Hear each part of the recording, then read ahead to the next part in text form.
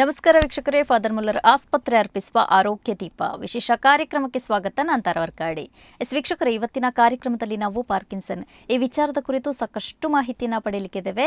ಈ ಮಾಹಿತಿಯನ್ನು ಕೊಡೋದಕ್ಕೆ ನಮಗೆ ಫಾದರ್ ಮುಲ್ಲರ್ ಆಸ್ಪತ್ರೆಯ ನ್ಯೂರಾಲಜಿ ವಿಭಾಗದ MTDM ಹಾಗೆಯೇ ಪಾರ್ಕಿನ್ಸನ್ ಕಾಯಿಲೆ ಮತ್ತು ಚಲನೆಯ ಅಸ್ವಸ್ಥತೆಗಳಲ್ಲಿ ಪೋಸ್ಟ್ ಡಾಕ್ಟರೇಟ್ ಫೆಲೋಶಿಪ್ ಆಗಿರುವಂತಹ ಡಾಕ್ಟರ್ ಚೈತ್ರಾ SP ಇದ್ದಾರೆ. ಬನ್ನಿ ಇವರನ್ನ ಕಾರ್ಯಕ್ರಮಕ್ಕೆ ಸ್ವಾಗತಿಸೋಣ. ಡಾಕ್ಟರ್, ಕಾರ್ಯಕ್ರಮಕ್ಕೆ ಸ್ವಾಗತ.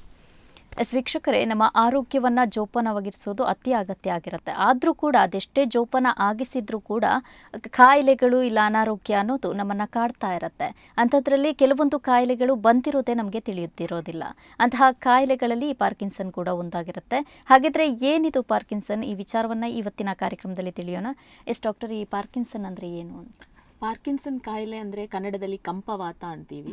ಅಂದ್ರೆ ಇದು ವಯಸ್ಸಿಗೆ ತಕ್ಕ ಹಾಗೆ ಬರುವಂತಹ ಕಾಯಿಲೆ. ನರ ದೌರ್ಬಲ್ಯದಿಂದ ಬರುವಂತ ಒಂದು ನ್ಯೂರೋ ಡಿಜೆನರೇಟಿವ್ ಕಾಯಿಲೆ, ಅಂದ್ರೆ ನರಕ್ಷಯ ಕಾಯಿಲೆ. ಸೊ ಹೇಗೆ ನಾವು ವಯಸ್ಸಾದ ಹಾಗೆ ನಮ್ಮ ಕೂದಲು ಬಿಳಿ ಆಗ್ತದೋ, ನಮ್ಮ ಮುಖದಲ್ಲಿ ನೆರಿಗೆ ಕಾಣಿಸಿಕೊಳ್ಳುತ್ತದೋ, ಅದೇ ರೀತಿ ನಮ್ಮ ತಲೆಯಲ್ಲಿ ಮೆದುಳಲ್ಲಿರುವ ನರಗಳು ಕ್ಷೀಣವಾಗಿ ಹೋಗುತ್ತವೆ.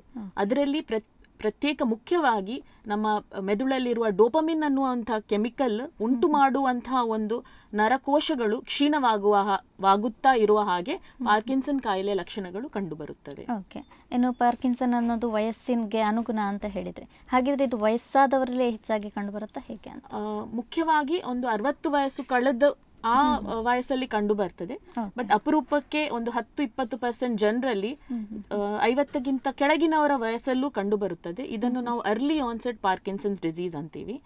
ಸೊ ಈ early onset Parkinson's disease usually ಅನುವಂಶಿಕ, ಅಂದ್ರೆ ಜೆನೆಟಿಕ್ ಕಾರಣಗಳಿಂದ ಕಂಡು ಬರುತ್ತದೆ. ಓಕೆ, ಇನ್ನು ಪಾರ್ಕಿನ್ಸನ್ ಬಂದಿರೋದು ಗೊತ್ತಾಗೋದಿಲ್ಲ ಅಂತ ಹೇಳ್ತಾರೆ. ಹಾಗಿದ್ರೆ ಇದರ ಲಕ್ಷಣಗಳ ಬಗ್ಗೆ ಹೇಳೋದಾದ್ರೆ? ಪಾರ್ಕಿನ್ಸನ್ ಇದು ಲಕ್ಷಣಗಳಂದ್ರೆ ನಾವು ಇಂಗ್ಲಿಷ್ ಅಲ್ಲಿ ಟ್ರ್ಯಾಪ್ ಫೀಚರ್ಸ್ ಅಂತೀವಿ. T ಅಂದ್ರೆ ಟ್ರೆಮರ್ ಅಂದ್ರೆ ನಡುಕ ಅಂದ್ರೆ ಮೊದಲು ಒಂದು ಕೈಯಲ್ಲಿ ನಡುಕ ಕಾಣಿಸ್ಕೊಳ್ಬಹುದು, ಲೈಟ್ ಆಗಿ ಸಟ್ಟಲ್ ಆಗಿ ನಡುಕ ಕಾಣಿಸ್ಕೊಳ್ಬಹುದು. ಕ್ರಮೇಣ ಆ ನಡುಕ ಮತ್ತೊಂದು ಕೈಗೆ ಬರಬಹುದು, ಹಾಗೆ ಕ್ರಮೇಣ 6 ತಿಂಗಳು ವರ್ಷಗಳಾದ್ಮೇಲೆ ಕಾಲಿಗೆ ಬರಬಹುದು. ಸೊ ಮೊದಲಾಗಿ ನಡುಕ, ಆಮೇಲೆ R ಅಂದ್ರೆ ರಿಜಿಡಿಟಿ ಅಂದ್ರೆ ಬಿಗಿತ, ಸ್ನಾಯುಗಳ ಬಿಗಿತ. ಸೊ ಮೊದಲು ನಿಮ್ ಕೈ ಲೂಸ್ ಆಗಿರಬಹುದು, ಕ್ರಮೇಣ ಅದು ಟೈಟ್ನೆಸ್ ನಿಮ್ಗೆ ಗೊತ್ತಾಗಬಹುದು. ಸೊ ಇದು ಸಹ ಒಂದು ಕೈಯಲ್ಲಿ ಬಂದು ಆಮೇಲೆ ಕ್ರಮೇಣ ಮತ್ತೊಂದು ಕೈಗೆ ಹೋಗಿ ಕಾಲುಗಳಿಗೆ ಬರಬಹುದು. ಎ ಅಂದ್ರೆ ಕೈನೀಸಿಯಾ ಅಂದ್ರೆ ನಡೆಯೋದು. ಕೈನೀಸಿಯಾ ಅಂದ್ರೆ ನಡೆಯೋದ್ರಲ್ಲಿ ನಿಧಾನವಾಗೋದು. ಅಂದ್ರೆ ನಡೆಯೋದ್ರಲ್ಲಿ ಮಾತ್ರ ಅಲ್ಲ, ಎಲ್ಲ ಕಾರ್ಯಗಳಲ್ಲೂ ನಿಧಾನ ಆಗ್ಬಹುದು.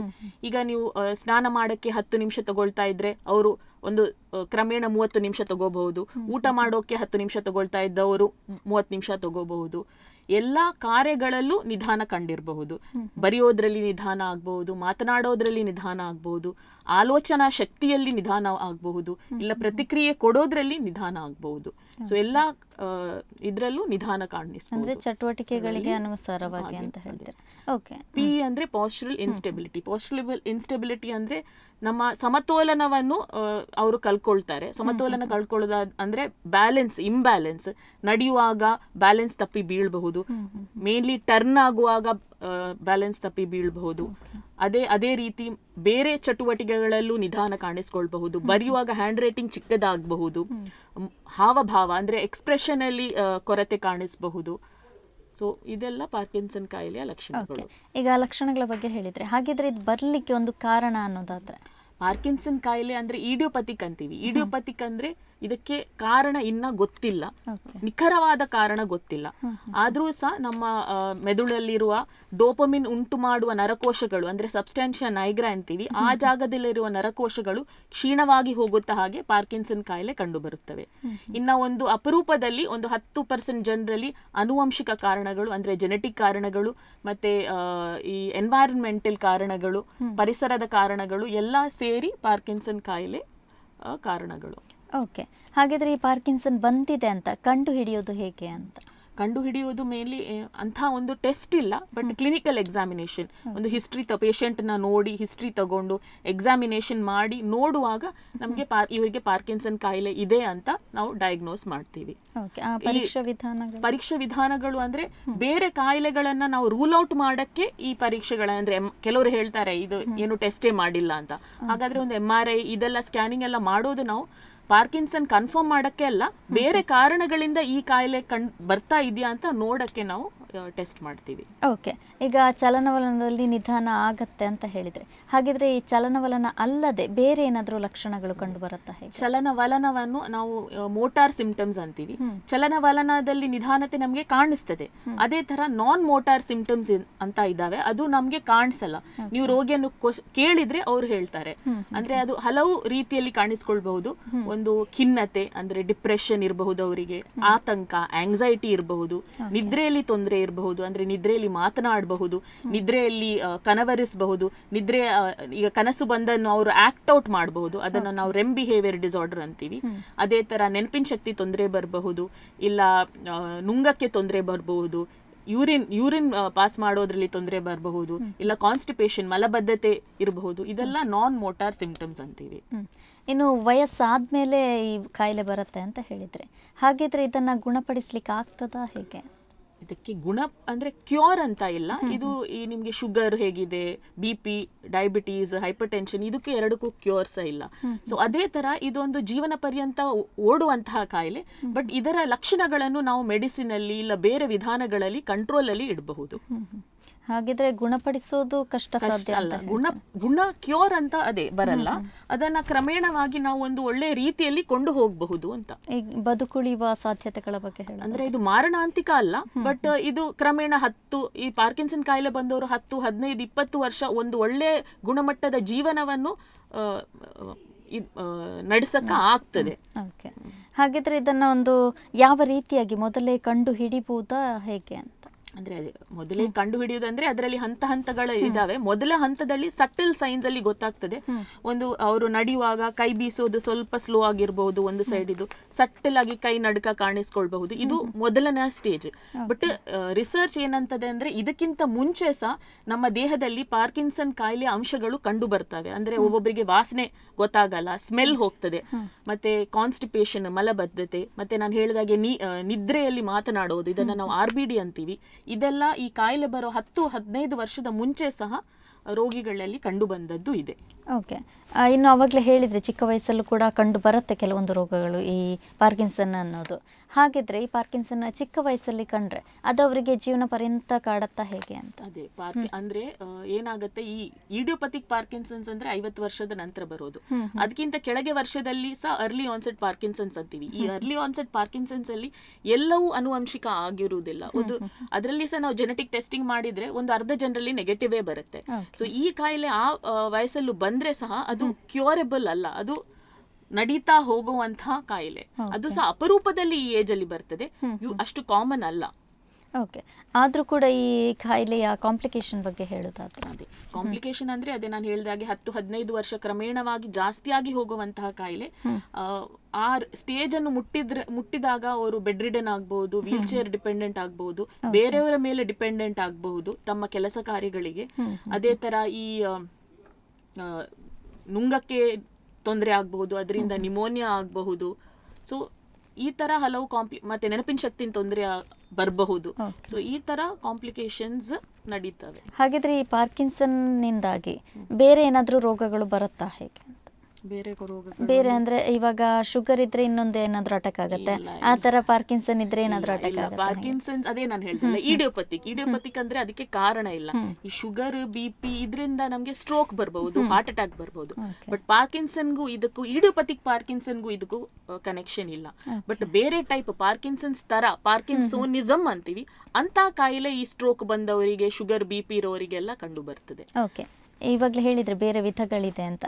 ಹಾಗಿದ್ರೆ ಆ ಟೈಪ್ಸ್ ಬಗ್ಗೆ ಹೇಳೋದಾದ್ರೆ ಪಾರ್ಕಿನ್ಸನ್ ಇದು ಅಂದ್ರೆ ಪಾರ್ಕಿನ್ಸನ್ ಟೈಪ್ಸ್ ಅಲ್ಲಿ, ಇಡಿಯೋಪಥಿಕ್ ಪಾರ್ಕಿನ್ಸನ್ಸ್ ಅಲ್ಲಿ ಬರೀ ಈ ಎರಡು, ಅಂದ್ರೆ ಒಂದು ನಡುಕ ಮತ್ತೆ ಸ್ಲೋನೆಸ್, ಈ ಎರಡು ಟೈಪ್ಸ್ ಇರೋದು. ಪಾರ್ಕಿನ್ಸೋನಿಸಮ್ ಅಂದ್ರೆ ಅದು ಬೇರೆ ಬೇರೆ ಕಾರಣಗಳಿಂದ ಬರ್ತದೆ. ಅಂದ್ರೆ ಒಬ್ಬರಿಗೆ ಸ್ಟ್ರೋಕ್ ಆಗಿ ವ್ಯಾಸ್ಕ್ಯುಲರ್ ಪಾರ್ಕಿನ್ಸನ್ಸ್ ಬರಬಹುದು, ಇನ್ನೊಬ್ಬರಿಗೆ ಬೇರೆ ಸೈಕ್ಯಾಟ್ರಿ ಮದ್ದುಗಳಿಂದ ಪಾರ್ಕಿನ್ಸೋನಿಸಮ್ ತರ ಕಾಣಿಸ್ಕೊಳ್ಬಹುದು. ಇಲ್ಲದಿದ್ರೆ ಬೇರೆ ಟೈಪ್ಸ್, ಏಟಿಪಿಕಲ್ ಪಾರ್ಕಿನ್ಸೋನಿಸಮ್ ಅಂತೀವಿ, ಆ ಟೈಪ್ಸು ಇದೆ. ಓಕೆ, ಇನ್ನು 60 ವರ್ಷ ಆದಮೇಲೆ ಈ ರೋಗ ಕಾಣಿಸಿಕೊಳ್ಳುತ್ತೆ ಅಂತ ಅವಾಗಲೇ ನಾವು ಮಾತಾಡಿದ್ವಿ. ಆದರೆ ಇದು ಪುರುಷರಲ್ಲಿ ಮತ್ತು ಮಹಿಳೆಯರಲ್ಲಿ ಒಂದೇ ರೀತಿಯಾಗಿರುತ್ತೆ, ಇಲ್ಲ ವ್ಯತ್ಯಾಸ ಕಂಡು ಬರುತ್ತಾ? ಪುರುಷರಲ್ಲಿ ಒಂದು 1.5% ಇದು ಕಾಣಿಸಿಕೊಳ್ಳೋದು ಜಾಸ್ತಿ. ಅದಕ್ಕೆ ಕಾರಣ ಅಂದ್ರೆ ಒಂದು ಪುರುಷರ ಪಾಪ್ಯುಲೇಷನ್ ಜಾಸ್ತಿ ಇದೆ, ಜೆಂಡರ್ ರೇಷಿಯೋ ಅಂತೀವಿ. ಸೆಕೆಂಡ್, ಇದು ಹಾರ್ಮೋನ್ಸ್ ಅಂದ್ರೆ ಎಸ್ಪೆಷಲಿ ಹೆಂಗಸರಲ್ಲಿ ಈ ಈಸ್ಟ್ರೋಜನ್ ಹಾರ್ಮೋನ್ ಒಂದು ಪ್ರೊಟೆಕ್ಟಿವ್ ಎಫೆಕ್ಟ್ ಇರ್ತದೆ. ಪ್ರೊಟೆಕ್ಟಿವ್ ಅಂದ್ರೆ ಆ ನರಕೋಶಗಳನ್ನ ಅದು ಪ್ರೊಟೆಕ್ಟ್ ಮಾಡುತ್ತೆ. ಈ ಕಾರಣದಿಂದ ಸಹ ಮತ್ತೆ ಈ ಪುರುಷರಲ್ಲಿ ಎಕ್ಸ್ಪೋಜರ್ ಅಂದ್ರೆ ಈ ಪೆಸ್ಟಿಸೈಡ್ ಎಕ್ಸ್ಪೋಜರ್ ಅಂದ್ರೆ ಈ ಕೀಟನಾಶಕಗಳು ಮತ್ತೆ ಕೆಮಿಕಲ್ಸ್, ಟಾಕ್ಸಿಕ್ ಎಕ್ಸ್ಪೋಜರ್ ಇದೆಲ್ಲ ಸ್ವಲ್ಪ ಜಾಸ್ತಿ ಇರುತ್ತೆ. ಸೊ ಈ ಕಾರಣದಿಂದ ಪುರುಷರಲ್ಲಿ ಸ್ವಲ್ಪ ಜಾಸ್ತಿ ಬರ್ತದೆ ಅಂತ ಅನ್ಕೋತೀವಿ. ಓಕೆ. ಇನ್ನು ಈ ಕಾಯಿಲೆ ಬಂದ ತಕ್ಷಣ ಅಂದ್ರೆ ಆನುವಂಶಿಕವಾಗಿ ಅವಾಗಲೇ ಬರುತ್ತೆ ಅಂತ ಹೇಳಿದ್ರೆ, ಈಗ ಒಬ್ಬರಿಗೆ ಬಂದ್ರೆ ಅದು ಕಂಟಿನ್ಯೂ ಆಗತ್ತಾ ಜನರೇಷನ್ ಅಲ್ಲಿ? ಯೂಶಲಿ ಇದು ಅಷ್ಟು ಹೆರಿಟೇಬಲ್ ಅಲ್ಲ. ಆನುವಂಶಿಕ ಅಂದ್ರೆ ಅದೇ ನಾನು ಹೇಳಿದೆ, ಒಂದು ಚಿಕ್ಕ ಪರ್ಸೆಂಟ್ ಅಲ್ಲಿ. ಸೊ ಅದು ನಾವು ಜೆನೆಟಿಕ್ಸ್ ನೋಡಿ ಅವರಲ್ಲಿ ಯಾವ ಇನ್ಹೆರಿಟೆನ್ಸ್ ಇದೆ, ಡಾಮಿನೆಂಟ್ ಇದೆಯಾ, ರಿಸೆಸಿವ್ ಇದೆಯಾ, ಅದು ಬರಬಹುದು. ಬಟ್ ನಾರ್ಮಲ್ ಆಗಿ ಬರುವ ಇಡಿಯೋಪಥಿಕ್ ಪಾರ್ಕಿನ್ಸನ್ಸ್, ವಯಸ್ಸಾದ ನಂತರ ಬರುವ ಕಾಯಿಲೆಯಲ್ಲಿ ಆನುವಂಶಿಕ ಇದು ಕಾಣಿಸ್ಕೊಳ್ಳುವುದಿಲ್ಲ. ಓಕೆ. ಇನ್ನು ಕೆಲವರು ಹೇಗೆ ಅಂದರೆ ಒಂದು ಕಾಯಿಲೆ ಬಗ್ಗೆ ಅವರ ಆಲೋಚನೆಗಳೇ ಬೇರೆ ಇರುತ್ತೆ. ಸೊ ಪಾರ್ಕಿನ್ಸನ್ ಬಗ್ಗೆ ಜನರಲ್ಲಿರುವಂತಹ ತಪ್ಪು ಅಭಿಪ್ರಾಯಗಳ ಬಗ್ಗೆ ಹೇಳೋದಾದ್ರೆ? ತಪ್ಪು ಅಭಿಪ್ರಾಯ ಅಂತ ಅಲ್ಲ, ಅದು ಅವರು ಪ್ರೆಸೆಂಟ್ ಮಾಡೋದು ಅವರು ರೀತಿ ಬೇರೆ ಇರ್ಬೋದು. ಅಂದ್ರೆ ಅವ್ರಿಗೆ ಗೊತ್ತಾಗ್ಲಿಕ್ಕಿಲ್ಲ ಬಿಗಿತಾ ಇದೆ ಅಂತ. ಅವ್ರು ಹೇಳ್ಬೋದು ವೀಕ್ನೆಸ್ ಇದೆ, ಬಲ ಕಮ್ಮಿ ಆಗಿದೆ, ಇಲ್ಲ ನೋವಿಂದ ಬರಬಹುದು ಅವರು. ಸೊ ಈ ತರ ಪ್ರೆಸೆಂಟೇಷನ್ಸ್ ಬರ್ಬೋದು, ಇಲ್ಲ ಬ್ಯಾಲೆನ್ಸ್ ತಪ್ಪೋದು. ಸೊ ಇದೆಲ್ಲ ಸಹ ಪಾರ್ಕಿನ್ಸನ್ಸ್ ಕಾಯಿಲೆ ಆಗಬಹುದು. ಇನ್ನು ಪಾರ್ಕಿನ್ಸನ್ ಬಂದಿದೆ ಅಂತ ನಮಗೆ ಗೊತ್ತಿರೋದಿಲ್ಲ ಅಲ್ಲ, ಸಡನ್ ಆಗಿ ಇಂತಹ ಒಂದು ಲಕ್ಷಣಗಳು ಕಂಡು ಬರುತ್ತೆ. ಯಾವ ಸ್ಟೇಜ್ ಅಲ್ಲಿ ಒಂದು ಡಾಕ್ಟರ್ನ ಸಂಪರ್ಕಿಸಬೇಕು? ನಿಮ್ಗೆ ಯಾವಾಗ ಡೌಟ್ ಬರ್ತದೆ, ಕಾಣಿಸ್ಕೊಳ್ತದೆ, ಅದೇ ಸಮಯದಲ್ಲಿ ನೀವು ಡಾಕ್ಟರ್ ಅಂದ್ರೆ ನ್ಯೂರಾಲಜಿಸ್ಟ್, ನರರೋಗ ತಜ್ಞರನ್ನು ಕಂಡು ಒಂದು ಡಯಾಗ್ನೋಸಿಸ್ ಮಾಡಿ ಆದಷ್ಟು ಬೇಗ ಇದರ ಟ್ರೀಟ್ಮೆಂಟ್ ಸ್ಟಾರ್ಟ್ ಮಾಡಿದ್ರೆ ಇದರ ಕಾಯಿಲೆ ಮುಂದೆ ಹೋಗೋದನ್ನು, ಇದರ ಗತಿಯನ್ನು ನಾವು ನಿಧಾನಪಡಿಸ್ಕೊಳ್ಬಹುದು. ಓಕೆ. ಈಗ ಟ್ರೀಟ್ಮೆಂಟ್ ಬಗ್ಗೆ ಹೇಳಿದ್ರೆ, ಹಾಗಿದ್ರೆ ಈ ಚಿಕಿತ್ಸಾ ಕ್ರಮಗಳ ಬಗ್ಗೆ ಹೇಳಿದ್ರೆ? ಟ್ರೀಟ್ಮೆಂಟ್ ಅಂದ್ರೆ ಬಹಳ ಟೈಪ್ ಟ್ರೀಟ್ಮೆಂಟ್ ಇದೆ. ಒಂದು ಮೆಡಿಕಲ್ ಮ್ಯಾನೇಜ್ಮೆಂಟ್ ಅಂದ್ರೆ ನಾವು ಮೇನ್ ಆಗಿ ಮಾತ್ರೆಗಳ ಬಗ್ಗೆ ಹೇಳ್ತೀವಿ. ಲೀವೋಡೋಪಾ, ನಾನು ಹೇಳಿದ ಹಾಗೆ ಬ್ರೈನ್ ಅಲ್ಲಿ ಡೋಪಮಿನ್ ಲೆವೆಲ್ಸ್ ಕಮ್ಮಿಯಾಗಿ ಕಾಣಿಸ್ಕೊಳ್ಳುವಂತಹ ಕಾಯಿಲೆ ಇದು. ಸೊ ಹಾಗಾಗಿ ನಾವ್ ಏನ್ ಮಾಡ್ತೀವಿ, ಹೊರಗಿಂದ ಡೋಪಮಿನ್ ಕೊಡ್ತೀವಿ. ಸೊ ಡೋಪಮಿನ್ ಮಾತ್ರೆ ಲೀವೋಡೋಪಾ ಒಳಗೆ ಬಂದು ಅದು ದೇಹದಲ್ಲಿ ಡೋಪಮಿನ್ಗೆ ಪರಿವರ್ತನೆಗೊಳ್ಳುತ್ತದೆ. ಪರಿವರ್ತನೆಗೊಂಡ ಮೇಲೆ ಅದರ ಎಂತ ಸಿಂಪ್ಟಮ್ಸ್, ಅದರ ಲಕ್ಷಣಗಳನ್ನ ಕಮ್ಮಿ ಮಾಡ್ತದೆ. ಸೊ ಇದು ಒಂದು ಡೋಪಮಿನ್. ಅದೇ ತರ ಲೀವೋಡೋಪಾ ಜೊತೆ ಡೋಪಮಿನ್ ಅಗೋನಿಸ್ಟ್ ಬರ್ತದೆ. ಸೊ ಇಂತಹ ಹಲವಾರು ಮಾತ್ರೆಗಳಿವೆ. ಸೊ ಈ ಮಾತ್ರೆ ನಾವು ಸ್ಟಾರ್ಟ್ ಮಾಡಿದ್ಮೇಲೆ ಮೊದಲನೇ ಒಂದು 4-5 ವರ್ಷ ಬಹಳ ಒಳ್ಳೆ ರೆಸ್ಪಾನ್ಸ್ ಇರ್ತದೆ. ಸೊ ಇದನ್ನ ನಾವು ಹನಿಮೂನ್ ಪೀರಿಯಡ್ ಅಂತೀವಿ. ಅಂದ್ರೆ ಮಾತ್ರೆ ಕೊಟ್ಟರು ಅವ್ರು ಎಲ್ಲ ನಾರ್ಮಲ್ ಆಗಿ ಕೆಲಸ ಮಾಡ್ತಾ ಹೋಗ್ತಾರೆ. ಬಟ್ 4-5 ವರ್ಷ ಆದ್ಮೇಲೆ ಏನಾಗ್ತದೆ, ನಮ್ಮ ಬ್ರೈನ್ ಅಲ್ಲಿ, ಮೆದುಳಲ್ಲಿ ಡೋಪಮಿನ್ ಲೆವೆಲ್ಸ್ ಫ್ಲಕ್ಚುಯೇಟ್ ಆಗ್ತದೆ. ಸೊ ಏರುಪೇರು ಆಗುವಾಗ ಇದರದ್ದು ಕಾಂಪ್ಲಿಕೇಶನ್ಸ್ ಕಂಡು ಬರ್ತದೆ. ಕಾಂಪ್ಲಿಕೇಶನ್ಸ್ ಅಂದ್ರೆ ಒಬ್ಬೊಬ್ರು ನೀವು ನೋಡಿರ್ಬೋದು, ಪಾರ್ಕಿನ್ಸನ್ ರೋಗಿಗಳು ಡ್ಯಾನ್ಸಿಂಗ್ ಮೂವ್ಮೆಂಟ್ಸ್ ಬರ್ಬೋದು, ಕೈಯಲ್ಲಿ ತಲೆ ಅಲುಗಾಡಿಸಬಹುದು. ಇದನ್ನ ನಾವು ಲೀವೋಡೋಪಾ ಇಂಡ್ಯೂಸ್ಡ್ ಡಿಸ್ಕೈನೇಸಿಯಾ ಅಂತೀವಿ. ಇಲ್ಲದಿದ್ರೆ ಈಗ ಮುಂಚೆ 20 ನಿಮಿಷದಲ್ಲಿ ಮಾತ್ರೆ ತಗೊಂಡ್ರೆ ಅವ್ರದ್ದು ಮಾತ್ರೆ ಎಫೆಕ್ಟ್ ಬರ್ತಾ ಇತ್ತು. ಈಗ 1 ಗಂಟೆ ಆದ್ರೂ ಮಾತ್ರೆ ಇಫೆಕ್ಟ್ ಬರಲ್ಲ. ಸೊ ಮಾತ್ರೆ ಇಫೆಕ್ಟ್ ಇರೋದನ್ನ ನಾವು ಆನ್ ಪೀರಿಯಡ್ ಅಂತೀವಿ. ಮಾತ್ರೆ ಇಫೆಕ್ಟ್ ಇಲ್ಲದಿರುವಾಗ ಅದನ್ನ ಆಫ್ ಪೀರಿಯಡ್ ಅಂತೀವಿ. ಸೊ ಸಡನ್ ಆಗಿ ಆಫ್ ಆಗಬಹುದು. ಅವರು ಸಡನ್ ಆಗಿ ಏನೋ ಫಂಕ್ಷನ್ ಗೆ ಹೋಗಿದ್ದಾರೆ, ಸಡನ್ ಮಾತ್ರೆ ಎಫೆಕ್ಟ್ ಹೋಗ್ಬಹುದು, ಸಡನ್ ಆಗಿ ಆಫ್ ಆಗಬಹುದು. ನಡೆಯುವಾಗ ಅಲ್ಲೇ ನಿಂತ್ಕೋಬಹುದು, ಫ್ರೀಸ್ ಆಗಬಹುದು, ಕಾಲು ಮುಂದೆ ಇಟ್ಕೊಳಕ್ಕೆ ಆಗಲ್ಲ. ಸೊ ಇದನ್ನ ನಾವು ಮೋಟಾರ್ ಫ್ಲಕ್ಚುಯೇಷನ್ಸ್ ಅಂತೀವಿ. ಸೊ ಇದು ಮೆಡಿಕಲ್ ಮ್ಯಾನೇಜ್ಮೆಂಟ್ ಅಂತ. ಈಗ ಪಾರ್ಕಿನ್ಸನ್ಗೆ ಶಸ್ತ್ರಚಿಕಿತ್ಸೆ ಏನಾದರೂ ಇದೆಯಾ? ಇದ್ರೆ ಯಾವ ಸ್ಟೇಜ್ ಅಲ್ಲಿ ಮಾಡಬೇಕು ಅಂತ? ಶಸ್ತ್ರಚಿಕಿತ್ಸೆ ಅಂದ್ರೆ ಅದೇ DBS ಅಂತೀವಿ, ಡೀಪ್ ಬ್ರೈನ್ ಸ್ಟಿಮ್ಯುಲೇಷನ್. ಅಂದ್ರೆ ನಮ್ಮ ಮೆದುಳಿನ ಯಾವ ನರಕೋಶಗಳು ಕೆಲಸ ಮಾಡುತ್ತಿಲ್ಲ ಆ ಜಾಗಕ್ಕೆ ಇಲೆಕ್ಟ್ರೋಡ್ಸ್ ಹಾಕಿ ಅದರಲ್ಲಿ ನಾವು ಇಲೆಕ್ಟ್ರಿಕಲ್ ಇಂಪಲ್ಸಸ್ ಕೊಟ್ಟು ಅದನ್ನ ಸ್ಟಿಮ್ಯುಲೇಟ್ ಮಾಡೋದು. ಸ್ಟಿಮ್ಯುಲೇಟ್ ಮಾಡಿ ಒಂದು ಬ್ಯಾಟ್ರಿ ಆಪರೇಟೆಡ್ ಕನೆಕ್ಟರ್ ಇರುತ್ತೆ. ಸೊ ಹೀಗೆ ಏನಾಗ್ತದೆ, ಈ ನಮ್ದು ಚಲನವಲನಗಳನ್ನ ಇಂಪ್ರೂವ್ ಮಾಡಕ್ಕೆ ಈ DBS ಸಹಾಯ ಮಾಡುತ್ತೆ. ಓಕೆ. ಹಾಗಿದ್ರೆ ಈ ಪಾರ್ಕಿನ್ಸನ್ ರೋಗಿಗಳು ದಿನನಿತ್ಯವಾಗಿ ಅವರ ಚಟುವಟಿಕೆ ಅನ್ನೋದು ಯಾವ ರೀತಿಯಾಗಿರ್ಬೇಕು ಅಂತ? ಅಂದ್ರೆ ಇದಕ್ಕೆ ಮೋಸ್ಟ್ ಇಂಪಾರ್ಟೆಂಟ್ ಅಂದ್ರೆ ನಾವು ಎಕ್ಸಸೈಸ್, ಫಿಸಿಕಲ್ ಫಿಟ್ನೆಸ್ ಬಹಳ ಇಂಪಾರ್ಟೆಂಟ್. ಅಂದ್ರೆ ದಿವಸ ಒಂದು ಅರ್ಧ ಗಂಟೆ ಬ್ರಿಸ್ಕ್ ವಾಕಿಂಗ್ ಮಾಡೋದು. ಇತ್ತೀಚಿನ ಲಿಟ್ರೇಚರ್ ಪ್ರಕಾರ ಯೋಗ ಮತ್ತೆ ಮ್ಯೂಸಿಕ್ ಥೆರಪಿ, ಇದೆಲ್ಲ ಪಾರ್ಕಿನ್ಸನ್ ರೋಗಿಗಳಿಗೆ ಸಹಾಯ ಮಾಡುತ್ತೆ. ಅದೇ ತರ ಒಂದು ಉತ್ತಮ ಬ್ಯಾಲೆನ್ಸ್ ಡಯಟ್ ಅನ್ನ ಮೇಂಟೈನ್ ಮಾಡ್ಕೊಳ್ತಾ ಹೋಗೋದು, ಒಮೆಗಾ ಫ್ಯಾಟಿ ಆಸಿಡ್ಸ್ ಅಂದ್ರೆ ಮೀನು ಮತ್ತೆ ಹಸಿರು ತರಕಾರಿ, ರೆಡ್ ಮೀಟ್ ಅನ್ನ ಕಡಿಮೆ ಮಾಡೋದು, ಈ ತರ ಒಂದು ಬ್ಯಾಲೆನ್ಸ್ ಡಯಟ್ ಅನ್ನ ಮೇಂಟೈನ್ ಮಾಡಿ ಹೋಗಬಹುದು. ಅದೇ ತರ ಮೈಂಡ್ಫುಲ್ನೆಸ್ ಅಂದ್ರೆ ರಿಲ್ಯಾಕ್ಸೇಷನ್ ಟೆಕ್ನಿಕ್ಸ್ ಮತ್ತೆ ಪ್ರಾಣಾಯಾಮ, ಈ ತರ ಎಕ್ಸಸೈಸಸ್ ಮಾಡಿ ಸಹ ನಾವು ಈ ಪಾರ್ಕಿನ್ಸನ್ ಕಾಯಿಲೆಯ ಗತಿಯನ್ನು ನಿಧಾನವಾಗಿಸಬಹುದು. ಈಗ ಮ್ಯೂಸಿಕ್ ಥೆರಪಿ ಅಂತ ಹೇಳಿದ್ರೆ, ಹಾಗಿದ್ರೆ ಈ ಥೆರಪಿ ಅನ್ನೋದು ಯಾವ ರೀತಿಯಾಗಿ ವರ್ಕ್ ಆಗುತ್ತೆ ಅಂತ ಅಂದ್ರೆ ಅದು ಅದರ ಮೇನ್ ಇದೆ ಅಂದ್ರೆ ನಮ್ಮ ನರಕೋಶಗಳು ಕ್ಷೀಣವಾಗಿ ದೌರ್ಬಲ್ಯದಿಂದ ಬರೋದು ಪಾರ್ಕಿನ್ಸನ್ ಕಾಯಿಲೆ. ಅದೇ ತರ ಮ್ಯೂಸಿಕ್ ಥೆರಪಿ ಎಲ್ಲ ಏನಾದ್ರೂ ಹಾಬೀಸ್ ನಾವು ಕಲ್ತ್ಕೊಂಡ್ರೆ ಇದು ನಮ್ಮ ನರಗಳನ್ನ ಸ್ಟಿಮ್ಯುಲೇಟ್ ಮಾಡುತ್ತೆ. ಸ್ಟಿಮ್ಯುಲೇಟ್ ಮಾಡಿ ಅದ್ರ ರಿಕವರಿ ಆಗೋವಂತ ಒಂದು ಚಾನ್ಸ್ ಇದೆ ಅಂತ. ಓಕೆ, ಹಾಗಿದ್ರೆ ಈ ಆಹಾರ ಕ್ರಮ ಇರ್ಬೋದು, ದಿನನಿತ್ಯದ ನಮ್ಮ ಜೀವನ ಶೈಲಿ ಇರ್ಬೋದು, ಇದು ಏನಾದರೂ ಎಫೆಕ್ಟ್ ಆಗತ್ತಾ? ಅದೇ ಈಗಿರುವ ನಮ್ದು ಲೈಫ್ ಸ್ಟೈಲ್ ಅಂದ್ರೆ ಅಷ್ಟು ಸ್ಟ್ರೆಸ್ ಇರುತ್ತೆ, ಮತ್ತೆ ಎಕ್ಸಸೈಸ್ ಕೊರತೆ ಇದೆ. ಈ ತರ ಎಲ್ಲ ಕೊರತೆಗಳು ಕಾಣುವಾಗ ಈ ನರ ದೌರ್ಬಲ್ಯದಿಂದ ಬರುವಂತ ಕಾಯಿಲೆಗಳು ಜಾಸ್ತಿ ಆಗ್ತವೆ. ಸೊ ನಾವು ಒಂದು ಒಳ್ಳೆ ರೂಟೀನ್ ಅನ್ನು ಮೇಂಟೈನ್ ಮಾಡಿಕೊಂಡು ಒಂದು ಒಳ್ಳೆ ಫಿಸಿಕಲ್ ಎಕ್ಸಸೈಸ್, ಒಳ್ಳೆ ಬ್ಯಾಲೆನ್ಸ್ ಡಯಟ್, ಸಮತೋಲನ, ಒಳ್ಳೆ ಫಿಸಿಕಲ್ ಮತ್ತೆ ಸೋಷಿಯಲ್ ಆಕ್ಟಿವಿಟೀಸ್ ಅನ್ನ ಮೇಂಟೈನ್ ಮಾಡಿಕೊಂಡ್ರೆ ಇಂಥ ನ್ಯೂರೋ ಡಿಜೆನರೇಟಿವ್ ಅಂದ್ರೆ ನರಕ್ಷ ಕಾಯಿಲೆಗಳನ್ನು ಸ್ವಲ್ಪ ನಿಧಾನಗೊಳಿಸಬಹುದು ಅಂತ. ಓಕೆ, ಈಗ ಪಾರ್ಕಿನ್ಸನ್ ಬಂದ ನಂತರ ಮನೆಯವರು ಅನ್ನೋರು ಅವರನ್ನ ಯಾವ ರೀತಿಯಾಗಿ ಆರೈಕೆ ಮಾಡ್ತಾ ಇರಬೇಕು? ಪಾರ್ಕಿನ್ಸನ್ ಅಂದ್ರೆ ಮೇಲೆ ನರಕ್ಷಯ ಕಾಯಿಲೆಗಳಲ್ಲಿ ಮೇನ್ ಆಗಿ ಈ ಕೇರ್ ಗಿವರ್ ಬರ್ಡನ್ ಅಂತೀವಿ. ಈ ನಮ್ದು ನೋಡ್ಕೊಳ್ಳೋರಿಗೆ ಜಾಸ್ತಿ ತೊಂದರೆ, ಅವರು ಜಾಸ್ತಿ ಖಿನ್ನತೆ, ಡಿಪ್ರೆಷನ್ಗೆ ಹೋಗ್ತಾರೆ. ಸೊ ಅವರನ್ನು ಸಹ ನಾವು ಕೇರ್ ಮಾಡ್ಕೋಬೇಕು, ಅವರಿಗೆ ಸಹ ಸಪೋರ್ಟ್ ಕೊಡಬೇಕು. ಅದೇ ತರ ಅವರು ಈಗ ಒಂದು ಪೇಷಂಟ್ ಅನ್ನ ಹೇಗೆ ನೋಡ್ಕೊಳ್ಬೇಕು ಅಂದ್ರೆ ಈ ಲೀವೋಡೋಪ್ ನಾವು ಕೊಡೋ ಮಾತ್ರೆಗಳು ಸಮಯ ತಕ್ಕ ಕೊಡಬೇಕು. ಲೀವೋಡೋಪ್ ಎಸ್ಪೆಷಲಿ ಮಾತ್ರೆ ಊಟಕ್ಕೆ ಮುಂಚೆ ಕೊಡುವಂಥದ್ದು, ಸಮಯದಲ್ಲಿ ಕೊಡುವಂಥದ್ದು. ಸೊ ಅದನ್ನ ನಾವು ಅವರು ಒಳ್ಳೆ ರೀತಿಲಿ ಪ್ಲಾನಿಂಗ್ ಮಾಡ್ಕೋಬೇಕಾಗ್ತದೆ. ಮತ್ತೆ ಈಗ ಎಲ್ಲಾದ್ರೂ ಟ್ರಾವೆಲಿಂಗ್ ಹೋಗುವಾಗ ಒಂದು ಒಳ್ಳೆ ಪ್ಲಾನಿಂಗ್ ಮಾಡ್ಕೊಂಡು ಹೋಗಬಹುದು, ಔಟಿಂಗ್ ಕರ್ಕೊಂಡು ಹೋಗ್ಬಹುದು ಅವರನ್ನ. ಎಕ್ಸಸೈಸ್ ಇದೆಲ್ಲ ಬಹಳ ಹೆಲ್ಪ್ ಆಗ್ತದೆ. ಸೊ ಈ ತರ ಆಕ್ಟಿವಿಟೀಸ್, ಒಂದು group support, community support, family support ಎಲ್ಲ ಬೇಕಾಗ್ತದೆ. ಓಕೆ, ಇವಾಗ ಟ್ಯಾಬ್ಲೆಟ್ ಬಗ್ಗೆ ಹೇಳಿದ್ರೆ, ಈ ಅಕಸ್ಮಾತ್ ಆಗಿ ಅವ್ರ ಕಂಟಿನ್ಯೂಟಿ ಇದ್ರೂ ಕೂಡ ಕೆಲವೊಮ್ಮೆ ತಪ್ಪಿಸಿದ್ರೆ ಆವಾಗ ಪರಿಣಾಮ ಏನಾಗುತ್ತೆ? ಪಾರ್ಕಿನ್ಸನ್ ಇದು ಈಗ ನಾನು ಹೇಳಿದ ಹಾಗೆ ಆನ್ ಪೀರಿಯಡ್ ಆಫ್ ಪೀರಿಯಡ್ ಅಂತ. ನೀವು ಟ್ಯಾಬ್ಲೆಟ್ ನಿಲ್ಸಿದ್ರೆ ಮಾತ್ರ ಇಫೆಕ್ಟ್ ಹೋಗ್ಬಿಡುತ್ತೆ, ಮತ್ತೆ ಅವರಿಗೆ ಅವ್ರ ಕೆಲಸಗಳನ್ನು ಮಾಡಕ್ಕೂ ಆಗೋದಿಲ್ಲ, ಅವ್ರು ಕಂಪ್ಲೀಟ್ ಆಗಿ ಸ್ಟಕ್ ಆಗ್ಬಿಡ್ತಾರೆ. ಸೊ ಅದು ಮಿಸ್ ಮಾಡದೇ ಇರೋದೇ ಉತ್ತಮ. ನಿಜ.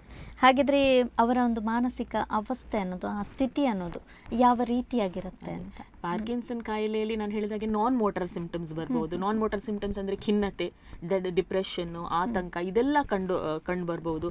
ಮತ್ತೆ ಅವರಿಗೆ ತನ್ನ ಕೆಲಸಗಳನ್ನು ಸ್ವಯಂ ಮಾಡದೇ ಇರುವ ಸ್ಥಿತಿ ಬಂದಾಗ ಅದು ಸಹ ಅವರ ಖಿನ್ನತೆಗೆ ಕಾರಣವಾಗಬಹುದು.